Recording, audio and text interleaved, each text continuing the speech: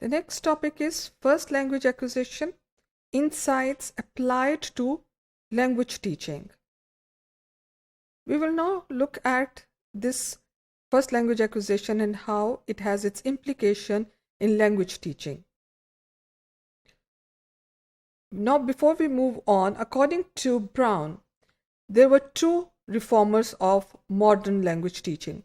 One was Francois Gouin and the other was Charles Berlitz. They were considered as the reformers of modern language teaching. Now, before we discuss the language teaching and different methodologies that have been introduced with regard to the understanding of first language acquisition, these two reformers have contributed in proposing different methods of language teaching. Francois Gouin, for example, introduced series methods, and series methods where a lot of emphasis is on basically construction of series of sentences, well-connected sentences. Now, this did not actually gain any popularity, and it was later on followed by another approach known as direct method approach by Charles Berlitz. And this approach, which is direct method approach, was based on the fact that second language acquisition is very similar to that of first language acquisition, and therefore translation should not be used in the classroom. Stress was more on pronunciation, lot of oral interaction, spontaneous use of languages, no translation, and the idea was to keep the learner away from printed form of language or text, so that they should just acquire or follow second language in a very natural or direct method. The first instances in this modern era, because they were considered as modern, but we have also seen that, like series method, the direct method was also replaced in the first quarter of the 20th century by another method which is called grammar translation method. And then in the middle of the 20th century, the grammar translation method, which was emphasizing on reading, was also replaced by another method which is audiolingual method, and then later on we see the communicative method. So they were considered, these modern era, they were considered by the modern era of language teaching, and the modern reformers were Francois Gouin and Charles Berlitz. Observations about language teaching helped set the stage for the development of language teaching methodologies. So the understanding of this process basically were considered as the basis from which different teaching methodologies emerged. As we have already started off with the two methods, which was the series method and the direct method. Series method was, as I said earlier, created method that taught learners directly without translation, and conceptually, that was without grammatical rules and explanation. Now, series of connected sentences were prepared by Francois that are easy to understand. For instance, I stretch out my arm, I take hold of the handle, I turn the handle, I open. So these kinds of sentences. But the basic premise of direct method was that second language learning should be more like first method. Now, the direct method actually enjoyed considerable popularity, and we have seen that lots of active oral interaction was a part of this kind of method, spontaneous use of language and all that. These were basically used for the direct method.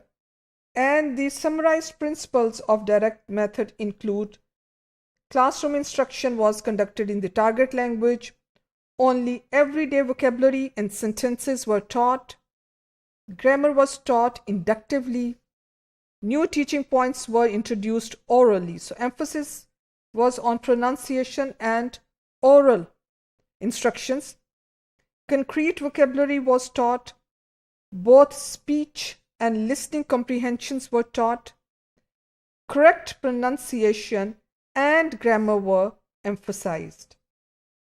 Now, this method received a lot of popularity through the end of the 19th century and well into the 20th century.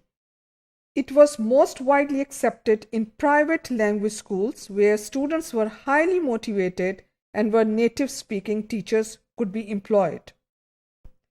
The direct method did not take well in public education, where the constraints of budget, classroom size, time, and teacher background made the method difficult to use. Moreover, the direct method was criticized for its weak theoretical foundation. The methodology was not so much to be credited for its success at the general skills and personality of the teacher. By the end of the first quarter of the 20th century, the use of the direct method declined both in Europe and in the United States. Most language curricula returned to grammar translation method or to reading approach that basically emphasized reading skills in foreign language. But it is interesting that in the middle of the 20th century, the direct method was revived and redirected into what was probably the most visible of all language teaching revolutions in the modern era, that is the audiolingual method.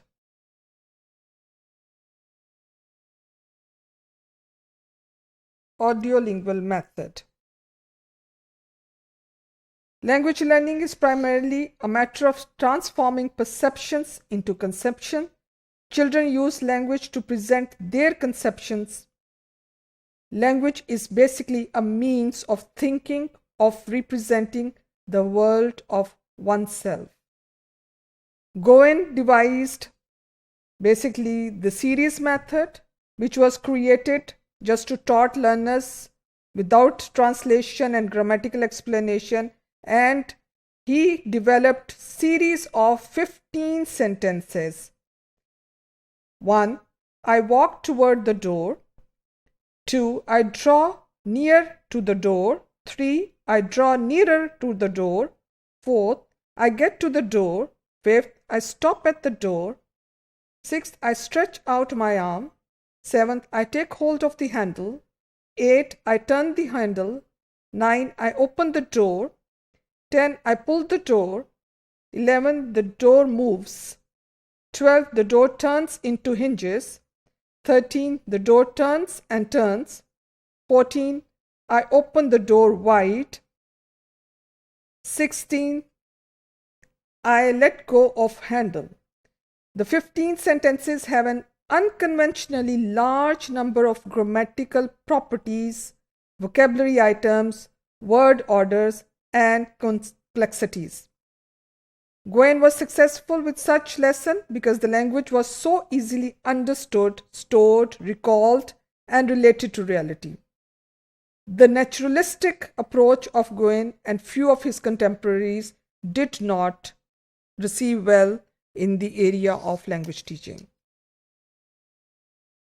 To conclude, number of methods in child language have been explored with the purpose of both briefly characterizing the current state of child language research and highlighting key concepts of understanding of how babies learn to talk in order to form comprehensive methodologies for language teaching.